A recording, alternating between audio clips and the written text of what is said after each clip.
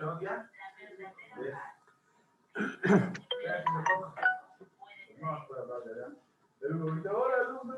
puedes dar tu trabajo? Recién estamos comenzando. Un trabajo, dale. Yo, o un examen, algo. ¿Y el hombre ahí no tiene que hablar? Sí, pues, empezando mi segundo ya. En 6, pues. 6.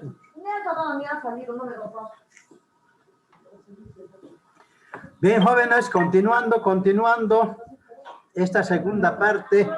Espero que hayan pensado. Mañana más tenemos en la mañana. Mañana vamos a definir a qué hora por la tarde damos el examen. Ya estaba viendo, van a ser de conocimiento, 3 preguntas, de procedimiento, 3 preguntas y 4 preguntas de actitudes, ¿no? Eso para mañana.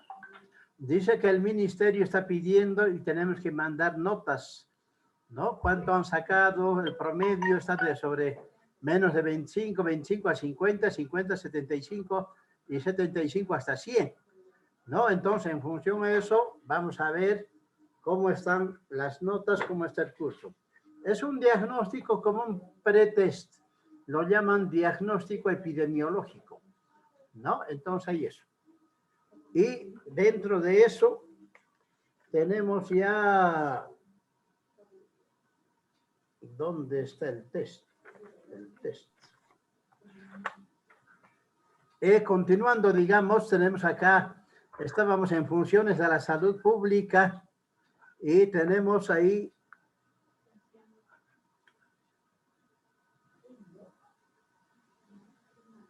si alguien quiere hablar, conecta su... Va a conectar su micrófono y puede hablar. No se olviden anotarse en el chat, por favor. En el chat. Bien. Estábamos hablando de la higiene del anciano, ¿no? Entonces, luego pasamos a la higiene de la alimentación y de la nutrición. Higiene de la alimentación y de la nutrición. Ahí vamos a estar repasando qué es alimento, qué es alimentación, qué es nutrición, qué es nutriente, ¿no? Que tiene diferencia. Y dentro de eso debemos reconocer que la mayor infección es servirse alimentos en la calle, alimentos contaminados, ¿no? Que son el riesgo mayor en nuestra población. Caso las salteñas, los rellenos, pacumutos, ¿qué otras cosas más tenemos de bocaditos? Que no sabemos si es de hoy o si es de ayer o de antes de ayer. Se ve en la tarde penosamente ahí por el mercado, la parte central de Cochabamba, ¿no? Por la plaza principal. Algunas tiendas a las 3, 4 de la tarde, en sus vitrinas todavía están las salteñas ahí mostrándose. Todos sabemos que la salteña especialmente es un aperitivo de media mañana, ¿no? 10 o 11 de la mañana. Nadie come salteña en la tarde. Por lo menos, ¿no? Nadie come. Ni siquiera como almuerzo, tampoco. Y esos alimentos tenemos que saber dónde acudir a alimentarnos, ¿no? Tener personas de confianza que realmente, está saliendo ya la salteña del horno y ahí sí, eso comprar, si es que quieren siempre la salteña. Pero esas salteñitas que andan recorriendo ahí en carritos así, no sabemos su procedencia, ¿no? Ni cómo han manipulado. Alguna vez se ha descubierto la diseminación de la tuberculosis. ¿Cómo? Por casualidad, ¿no? Se ha ido a un centro de expendio de helados, los famosos chupetes, ¿no? Que lo vendían en bolsita. Y sacaban de la heladería el chupete, agarraban la bolsita y para abrir la bolsita soplaba el hombre, ¿no? Soplaba y le colocaba ahí el chupete y lo ponía para juntar para ir a vender. Y curiosamente ese hombrecito que andaba soplando tenía tuberculosis, mire. O sea, él en su soplada metía bacilo de Koch más a la bolsita y todo el lado tenía bacilo de Koch. Miren cómo estaba dispersando, diseminando la patología de la tuberculosis. Ese tipo de cosas se deben evitar y los centros de expendio de alimentos y bebidas, de comidas especialmente, claro que es una función de salud ambiental que tienen técnicos que van local por local, ¿no? Lugares de expendio de alimentos y bebidas van controlando, pero son mínimos, ¿no? Tenemos cuántos centros de expendio de alimentos a nivel Cochabamba, ¿no? Especialmente en la noche, cómo lo están preparando los anticuchos, ¿no? Cómo están vendiendo las hamburguesas. ¿Será con bioseguridad? ¿Será con cuidado? ¿No? Esas situaciones hay que evitar para no tener contaminación. Y la nutrición. Mucha nutrición nos va a dar sobrepeso, obesidad. Sobrepeso, obesidad, ¿no? Y baja nutrición, desnutrición, lógicamente. Y ahí tenemos el kwashiorkor y tenemos el marasmo, ¿no? Dos tipos de desnutrición. Luego tenemos la higiene mental. La higiene mental es fácil de percibir, ¿no? Yo a veces en la clase les digo, ¿qué hace el pato con la pata? Y contestan así, ¿no? Patitos contestan, ¿no? Ya su higiene mental ya está poluida, contaminada, ¿no? ¿Qué hace el pato con una pata? Cojea, ¿no? Cojea el pato con una pata. Pero ya otros ya lo han hecho transar, cruzar, ya han hecho colocar los huevitos y los patitos salieron y todo eso, ¿no? Eso es la higiene mental contaminada, ¿no?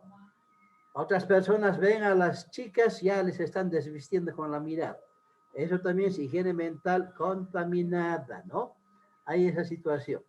Y muchos de nosotros a veces, sin querer, comentamos con nuestros amigos, con nuestra familia, este tipo de higiene mental, a veces bueno y a veces malo también. Hay que evitar lo malo, ¿no? Hay que evitar lo malo. Y terminamos diciendo que la higiene ocupacional y la medicina del trabajo, ¿no? Son muy importantes en esta parte. De acuerdo a la ocupación que tiene la persona, deberá tener todos sus medios de bioseguridad. Si va a trabajar, ¿no? Con insecticidas, tener ropa de bioseguridad, con plaguicidas, con germicidas, ¿no? Con pesticidas. Ahí tener ropa de bioseguridad, porque ese elemento químico que se impregna en la piel se va a absorber. Y los efectos, lógicamente, no son rápidos. No, los efectos son de largo alcance, de mediano alcance, no son de corto alcance. Quiere decir que de 5 a 10 años va a tener problemas a veces, de parálisis, ¿no? O problemas neurológicos irreversibles. Y vean la situación de la persona cuando no va a poder desarrollar una situación. También. ¿No? Entonces dependerá del trabajo. Acá no tenemos la costumbre de pedir certificados médicos al personal que trabaja en una panadería, en una repostería, en un restaurante, en los hipermaxis, por ejemplo, ¿no? No tenemos, debería. Allá en el exterior, cada mes tienen que presentar un certificado de salud, de control en salud.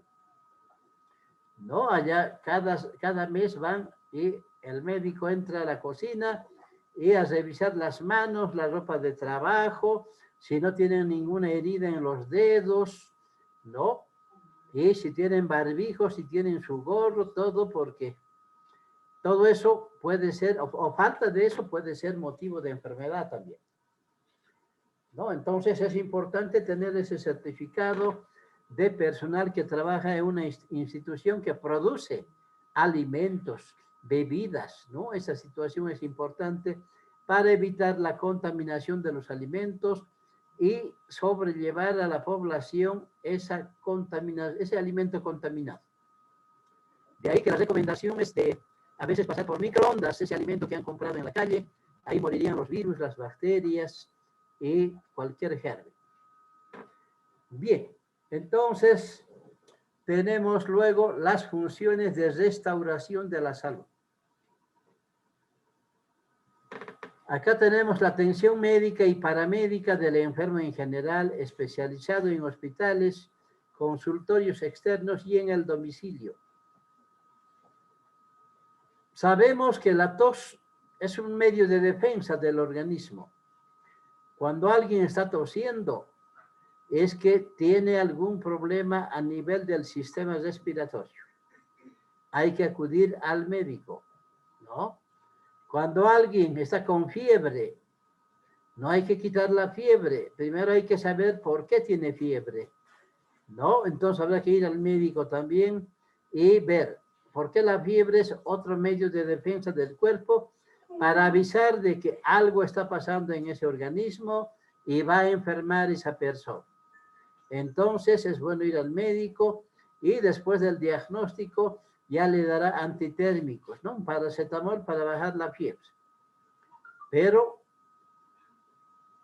no bajar antes, ¿no? Ni tomar calmantes o para el dolor, digamos, medicamentos, ¿no? El dolor igualmente en cuál lugar tomamos un medicamento, pasa el dolor y cuando vamos al médico, ¿dónde te duele? Ya no me duele, decimos, ¿no? Pero ya pasó por el medicamento. Hay que ir con ese dolor al médico, el médico que vea dónde le duele, por qué podría ser ese dolor, y después recién darle ese medicamento para calmar, ¿no? Un analgésico, por decir.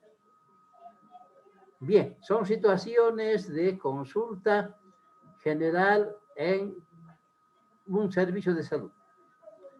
Luego tenemos la asistencia médica y social del anciano abandonado y de los inválidos sin medios para ganarse la vida. Lamentablemente acá en Bolivia no tenemos un centro de, ¿no? Un asilo de ancianos público, no existe, gratuito, no existe. Tenemos asilos de ancianos pero privados, donde cobran mínimo $500 por mes, ¿no? $500 por mes. Y es más, a veces ni quieren recibir porque los hijos, los nietos los llevan y quieren pagar de un año adelantado, ¿no? Cuando ya tienen experiencia en los servicios de asilos, los que atienden los asilos, van a aceptar. ¿Qué va a pasar? Después de un año nadie se acordó más, nadie va a pagar y a ese anciano no se le puede expulsar del servicio. Tiene que tomar las riendas, digamos, el centro, ¿no? De ahí que últimamente solo están recibiendo jubilados. Hacen un contrato con su jubilación donde garantizan el cobro de la estadía en el asilo y el saldo, la persona de tercera edad dirá dónde va a ingresar, ¿no? ¿Dónde va a ingresar? Hay esa situación. ¿A quién le van a dar el dinero? Pues al hijo, a la esposa, al nieto. Ya autorizará la tercera edad a quién le da el saldo, si es que tiene saldo de su jubilación. Y eso va a terminar con la muerte de la persona, ¿no? Muere la persona, deja de recibir porque ya no está la persona, ¿no? Y los parientes tramitarán, si es que está la esposa, reclamará la jubilación en un 80%, y si hay jóvenes hasta 25 años, reclamarán en un porcentaje de 20% de la jubilación. Es esa la forma en que los asilos de ancianos privados están trabajando actualmente. A veces los atienden bien y a veces los atienden mal. Un buen asilo de ancianos debería de tener mínimo una enfermera diaria, un médico a llamado, un médico de tercera edad, lógicamente, ¿no? Y tener ahí baños, tener el cuarto de la persona, un baño propio, alguien que personal de servicio que le tienda la cama, ¿no? Y si tiene un vacín o un pato para orinar, igualmente que pueda llevar el vacín afuera, lavarlo y de noche volver a colocar en su lugar, ¿no? Y luego que no le falte el agua potable ahí en la mesa y esas cosas, ¿no? Y ya la persona podrá salir a dar una caminata por dentro del asilo o irá a la sala de televisión donde pueda ver con otros compañeros o jugar también algunas otras actividades, ¿no? Como cartas, ¿no? Tienen algunas otro tipo de actividades también a ese nivel que a veces también les hacen bailar, ¿no? Les hacen bailar o invitan a otras personas para que puedan bailar o más enfermeras para que puedan bailar con los ancianitos, ¿no? Hay esa situación. Bien, eso es en cuanto al anciano abandonado. La rehabilitación de los diferentes tipos de incapacidad y en las diferentes edades de la vida. ¿No? A veces podría haber parapléjicos que tienen que diariamente cambiarles el pañal, tiene que haber enfermeras especiales, ¿no? Y también que les laven la cara, el cuerpo, les peinen, les hagan el recorte de cabello, todo eso, lógicamente tiene que ser un personal extra, ¿no? Para poder hacer. Y una persona con incapacidad seguramente va a tener mayor pago y mayor atención también.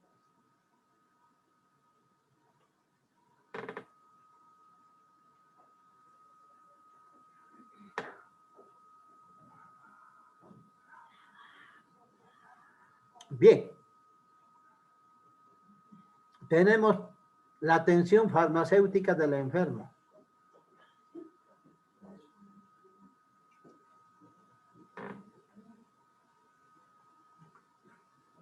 No debería faltar medicamentos básicos en un asilo de ancianos. Hablando de hospitales, igualmente, ¿no? Normalmente tiene un vademécum, una lista de medicamentos que nunca debe faltar del servicio de farmacia y los médicos deben saber qué es lo que deben recetar. Que no puedan recetar otros medicamentos que no existen en la farmacia, para que no vayan afuera a comprar. ¿No? Eso es muy importante, es un control administrativo interno donde la farmacia le pasa un vademécum a cada profesional, tienen en la mesa y saben qué medicamentos hay y para qué, ¿no? Entonces, el médico verá ese tipo de medicación en su farmacia y recetará para que puedan adquirir de la misma farmacia o puedan traer al internado para colocarle si es que está en internación y recibiendo por suero los medicamentos. Control de los productos farmacéuticos. No, lamentablemente tampoco se hace aquí en Cochabamba, por lo menos control de productos farmacéuticos. Sé que el hospital belga y el centro gastroenterológico hacen su control de productos farmacéuticos. De ahí que sabemos que una buscapina compuesta en el centro gastroenterológico cuesta 9 bolivianos, una buscapina. Pero si salen a la farmacia van a encontrar una buscapina en 50 centavos, ¿no? Dicen que debe ser de contrabando, de algún origen raro. Que ellos han visto el control de calidad de una empresa y esa es la que dan a los pacientes, ¿no? Entonces hay ese tipo de control de productos que nos falta hacer también acá en nuestro medio. Lamentablemente acá cualquier receta puede ser con receta o a pedido verbalmente. En farmacia tienen que vender y los venden.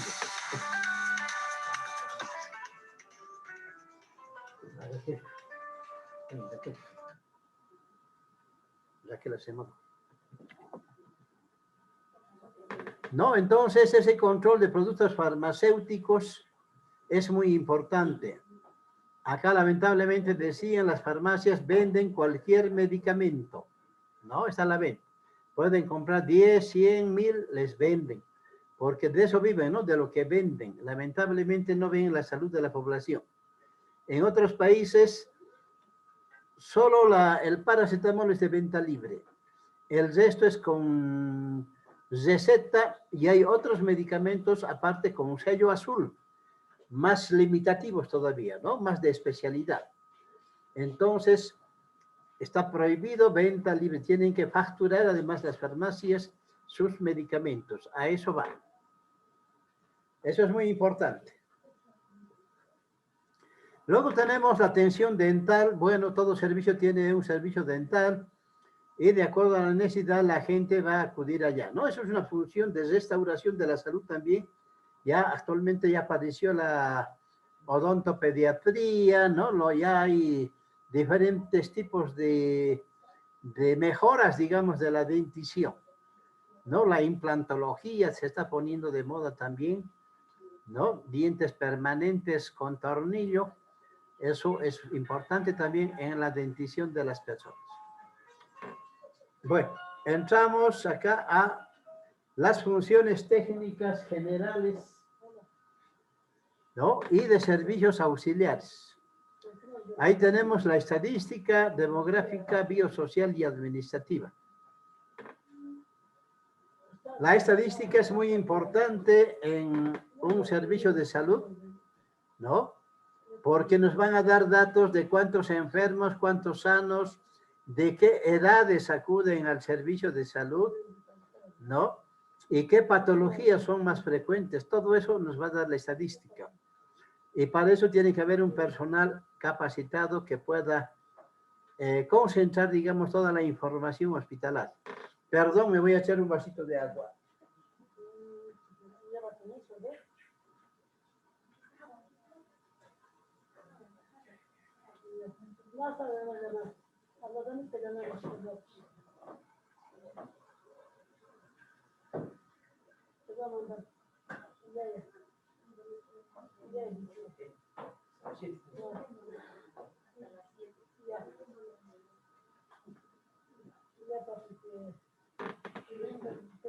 Bien, decíamos, la estadística es muy importante en todo servicio de salud porque nos va a dar datos demográficos, datos estadísticos por grupo etario y qué patologías son más frecuentes en cada servicio de salud.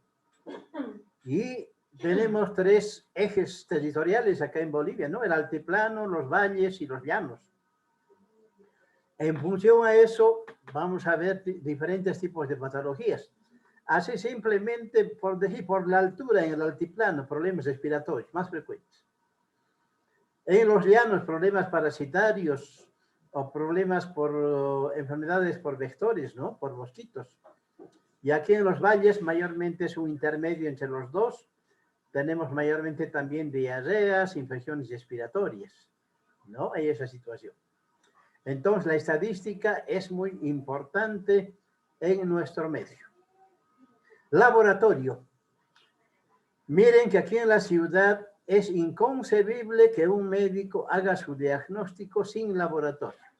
Por muy bueno que sea, no puede dar un diagnóstico certero sin laboratorio. El laboratorio es el que nos da el diagnóstico definitivo. Y nosotros solo hacemos un diagnóstico presuntivo, ¿no? Y el laboratorio puede hasta cambiarnos nuestro diagnóstico, dependiendo, ¿no? Entonces, laboratorio es muy importante aquí en la ciudad para el control, para la producción y para la investigación. Pero en el área rural no hay laboratorio, lamentablemente. Allá tenemos que confiar en el buen ojo del médico provincial, ¿no? Y le dará tratamiento a un diagnóstico de ojo de buen cubero, como dicen, ¿no? Entonces, estará bien, estará mal, pero ha hecho ya un tratamiento. Y si no mejora y vuelve a los 5 días igual o peor, tendrá que cambiar su medio de tratamiento, ¿no? Cambiar o enviarlo a segundo nivel a la ciudad para que le hagan un laboratorio.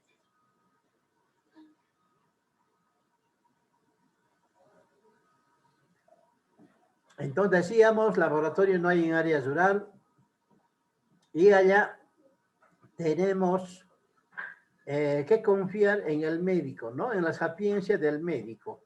Hay esa situación. Educación sanitaria del individuo, de la familia, de la colectividad. Esta educación sanitaria se refiere a los spots televisivos si hay televisión, cuñas radiales si hay radio, también las famosas ferias de salud, ¿no? Banners, tal vez papelógrafos, ¿no? Que vayan a explicar casa por casa o en reuniones. Todo eso se refiere a la educación sanitaria. Pero, ¿cuáles van a ser las prioridades? dependerá de la estadística, ¿no? ¿Cuáles son las patologías más frecuentes del servicio donde estamos o de la comunidad, provincia, de ese hospital? ¿Cuáles son las patologías? Las 10 primeras patologías más frecuentes. Y por lo menos hay que abarcar hasta la 4ª patología con charlas educativas a la comunidad en concentración o individual o familiar.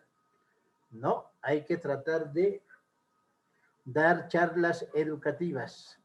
Eso es muy importante para disminuir vamos a decir aquí, la elevada situación de las patologías. Luego entramos a otra parte muy importante, un servicio de salud, la enfermería. Puede ser enfermería hospitalaria, enfermería sanitaria, ¿no? Y les recuerdo que la enfermera es muy importante, especialmente en el año de provincia o en el área rural. Ella es la que habla quechua, aymara o guaraní. Si el médico no sabe, ¿no? Entonces va a ser la traductora. A veces, como he estado con varios médicos allá y he estado muchos años en el hospital y nosotros somos nuevos, cuando vemos un paciente y la enfermera está al lado, nos anda diciendo, doctor, ¿no será hepatitis? ¿No? ¿No será fiebre tifoidea? Nos anda indirecteando la enfermera y no hay que hacernos la burla de ella, ¿no? Porque ella, como ha tenido muchas experiencias, ha visto ya muchos casos de estas patologías, tiene una cierta mirada, digamos, y real de las patologías, ¿no? Pero lo que nos dice es una parte, ¿no? Por lo menos un 60% yo creo que estaría correcta la enfermera, pero también nuestro criterio diagnóstico tiene que ver, digamos, qué enfermedades. Laboratorio nos va a confirmar lógicamente, ¿no? Por eso antes de dar un diagnóstico, el laboratorio vuelve y ahí vamos a decir, había sido esta cosa. Ahora la recomendación para ustedes jóvenes que van a ir al hospital y en cualquier institución, creo, no es bueno enamorar con una enfermera en el mismo servicio, ¿no? ¿Por qué? Porque cuando están enamorando es todo estrellas, todo es sabor a miel, besitos por aquí, besitos por allá, ¿no? Todo alegría. Pero cuando se enojan, ¿no? Cuando discuten y ya no se quieren ver dentro de un servicio, se imaginan las miradas. Y peor de los compañeros, ¿no? Que se van a reír de las personas que andan en ese estado, ¿no? Y peor, la enfermera como es como brazo derecho del médico, ¿no? En algún momento podría ser su brazo de enemiga del médico. Y pongo un ejemplo, siempre he dado en clase este ejemplo que es real. Un médico recetó penicilina benzatínica y en la receta colocó intravenoso. Y la benzatínica nunca se coloca intravenoso, solo intramuscular. Y la enfermera que estaba de a buenas con el médico va y le dice, doctor, no he traído mis lentes. Acá dice intravenoso o intramuscular, le dice, ¿no? El médico se fija su error y dice, le aumenta 2 rayitas, es intramuscular, mujer, intramuscular, le dice.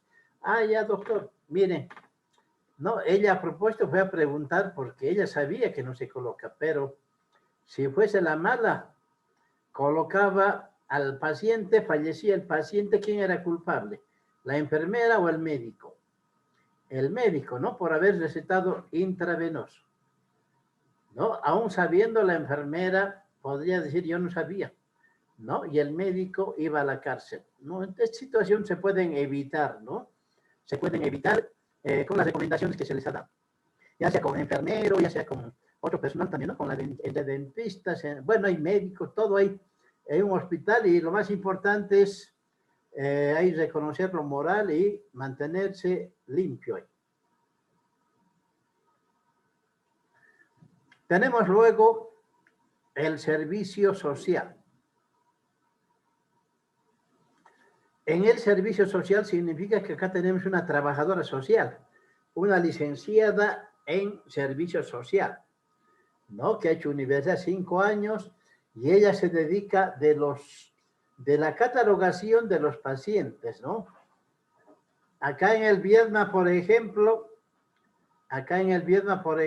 tenemos trabajadoras sociales. ¿Y qué es lo que hacen ellas?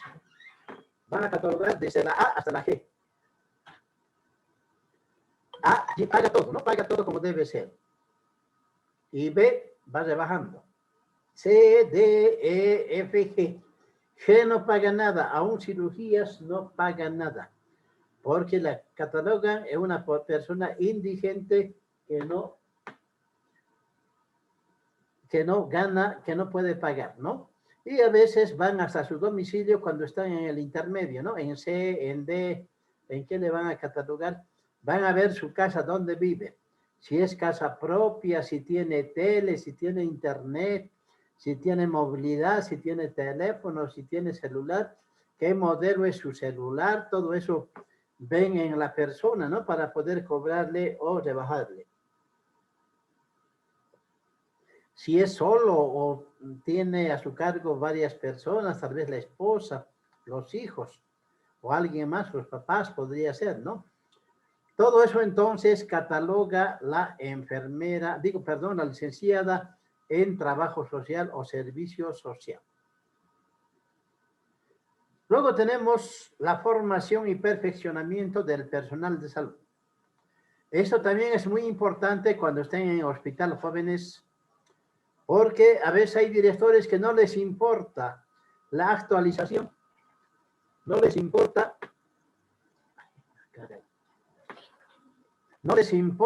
por decir, ¿no? Que se actualicen, que se capaciten su personal de salud.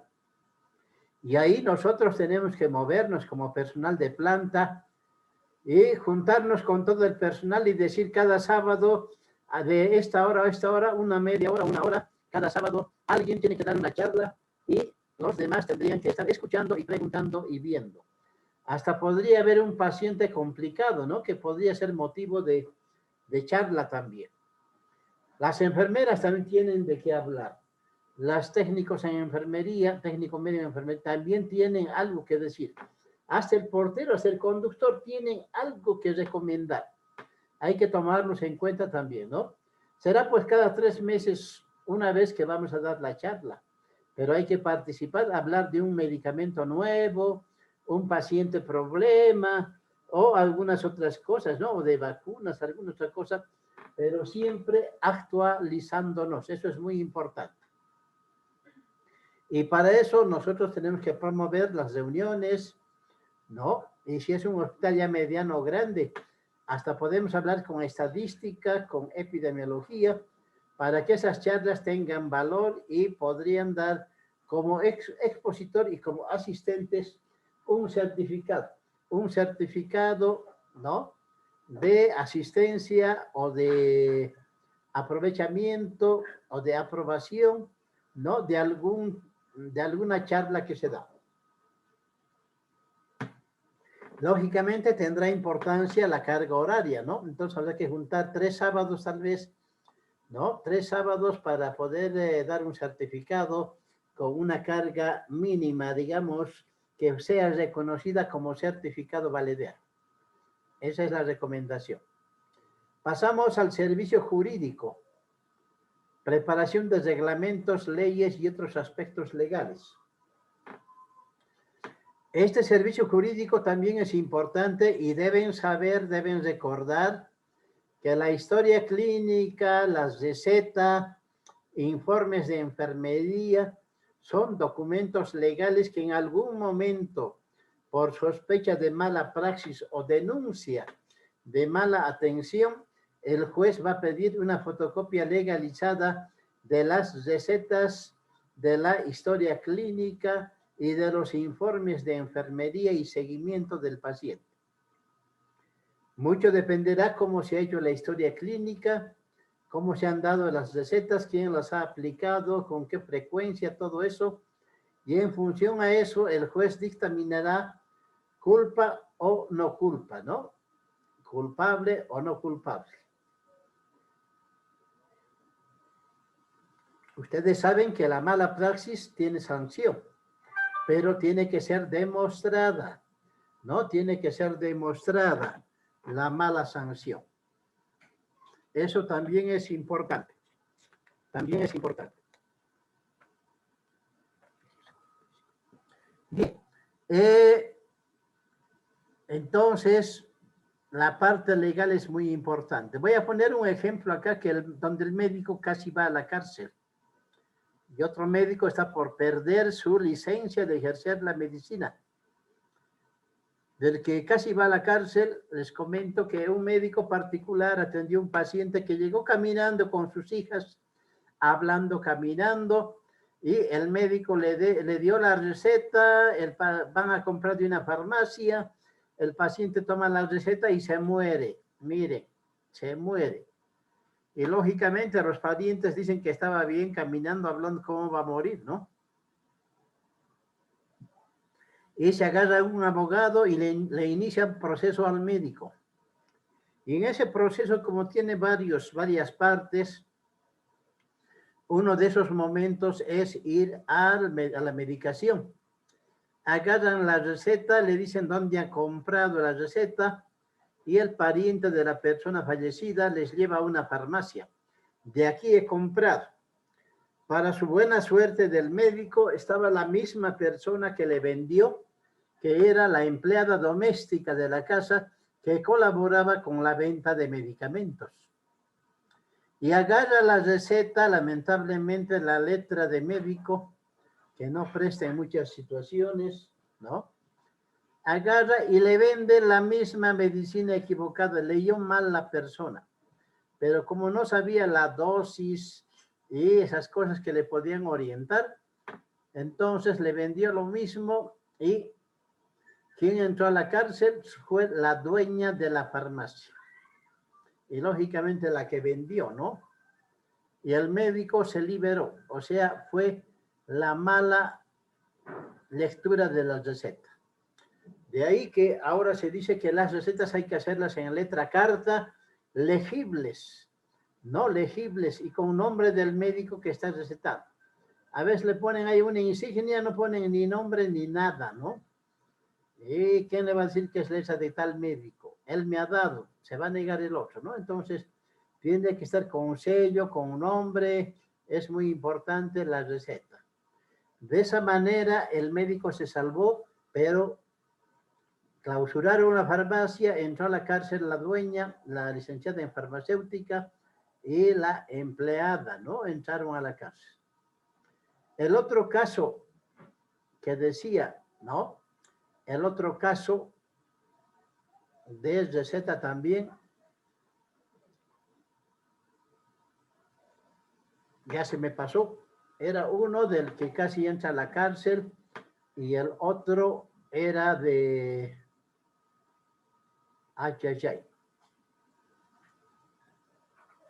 Casi pierde su licencia, creo, doctor. ¿Perdón? Dijo que iba a perder su licencia. Ah, iba a perder su licencia. Gracias, gracias. Mira, se me fue, creo que estoy con Alzheimer ya. Un colega, ¿no? De mi promo, lamentablemente, de allá del año 84, él es médico nefrólogo. Es nefrólogo, ¿no? Especialista en el riñón. Y fue a su consultorio una persona que seguramente se estaba complicando con el sistema nervioso también. Y él le dijo que le iba a tratar también eso y le dio medicamentos y para su mala suerte, la señora quedó parapléjica, con parálisis, ¿no? Y lamentablemente esta señora tenía un hermano médico en el Brasil, le llamaron a él, llegó y dijo, ¿cómo? ¿Quién le ha dado el medicamento? Y hicieron el proceso, el médico nefrólogo, ¿no? Tuvo que someterse al colegio médico, todo eso, el abogado levantó las manos porque él atendió un paciente con problemas con sintomatología neurológica, no renal, neurológica, ¿no? Entonces, falla del médico, ¿no? Por eso zapatero a tu zapato.